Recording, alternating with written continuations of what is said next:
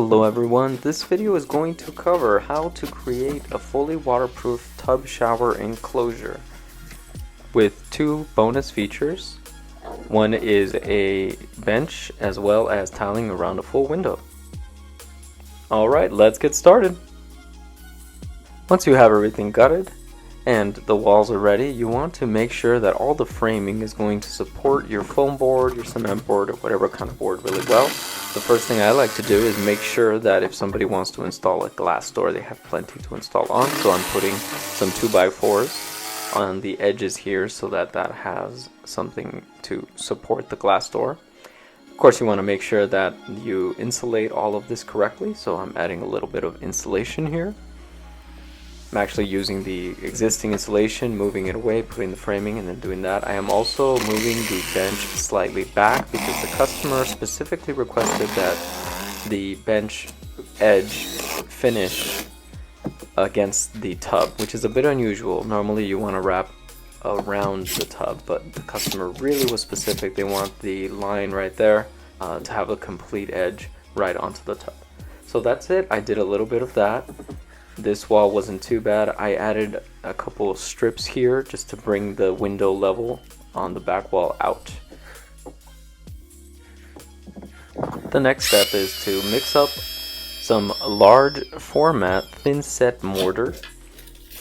I like to keep it nice and stiff. You can see right there that it's a little harder than what you would use for tile. And this is going to be used to wet shim every single sheet of foam board so that I can get it nice and level and plumb. So I just put that around the framing where I intend to attach the board. Then of course I cut the board to size. We do have a really big window here, so I'm obviously going to cut into that. Just like this.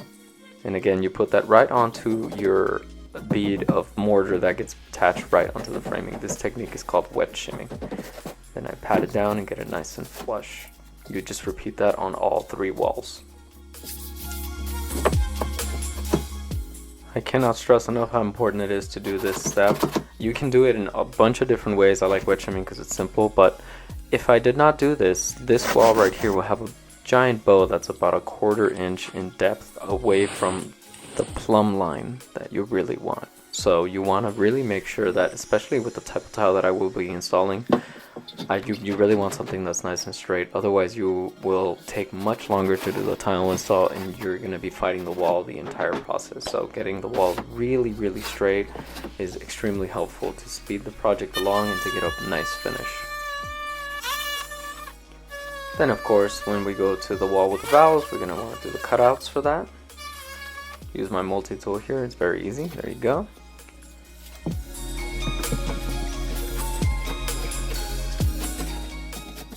And like the other wall, like the adjacent wall, if we do the wet shimming technique, you can go ahead and get that nice and plumb. The glass door guy is going to thank you, you're going to thank yourself, the customer is going to love it. It's just a really good thing to do. Then of course you want to anchor the board. I do this on the following day, so I wait for the mortar to dry completely and then I use these special screws. Laticrete does not need washers. You can go ahead and just use any screw that you would use for cement board, just as long as it is water resistant or galvanized. It's fine. And then you attach all of the board. Here's a little preview. This is already during the tile stage. You can see the kind of tile that I'll be installing.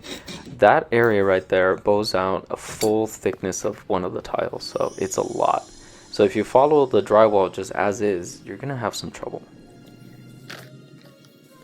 Once you have all your walls up and attached, you want to waterproof all of the seams and all the punctures where the screws are. So I use this Laticrete LFT thin set mortar and I mix it nice and soft and runny so that I can go ahead and attach the banding. Additionally, you want to use either a 1/4 inch or 3/8 inch trowel. If it's a 1/4 inch, you want it to be a square notch trowel. If it's a 3/8 inch, a V-notch trowel. You put enough material so that when you squish the fabric here, it covers the entire space. Every change of plane should have 2 inches of overlap, and that's also true for any area where you put the banding. So these guys I think are about 5 inches, so they give you about 1/2 inch to play with. and I will not be placing this on the entire wall. Instead, I just put it on the change of planes, and I do the remainder with the silicone. So I'm going to do that in all the sensitive areas and all the crucial areas. Any area where the water pools horizontally, I think it's crucial because you don't want the water running down and into the framing. I essentially make it as if it was a shower pan. So right there I'm using a corner piece, inside corner piece, and this is an outside corner piece, and I attach that as well as some banding. The kits come with these awesome little collars that you can use to keep the water from running into that valve space. It only comes with one of these, so I use it in the crucial area at the bottom where most of the water is going to run. It has a nice seal right there, and then the remainder I sort of make my own. That's how I make these. And I just attach them in all the rest of these. There's a good chance that in future videos I'm going to revert back to the Schluter system, or I might even use something like the Weddy system. All these systems, as long as they're all sealed systems, they're very similar with some small variations, like maybe some of these require washers. So as long as you know how to put some of these types of systems and you are okay with paying attention with differences, you should be fine. So even if the product you're using isn't exactly like this video should still be fairly helpful. This is another way to seal these. You can use a silicone, and as long as it's the one provided by the company and it can adhere correctly to the foam board, you want to make sure that they're engineered to work with the foam board, you will be fine. I like using these little corner pieces because I can make just pretty much anything custom in terms of sealing corners, as opposed to having to rely on banding that's designed for specific things like a 90-degree change of plane, etc. Oh, also, if you want to keep your tools nice and clean, great tip right here. If you use mineral spirits, you can clean everything no problem. And that's it.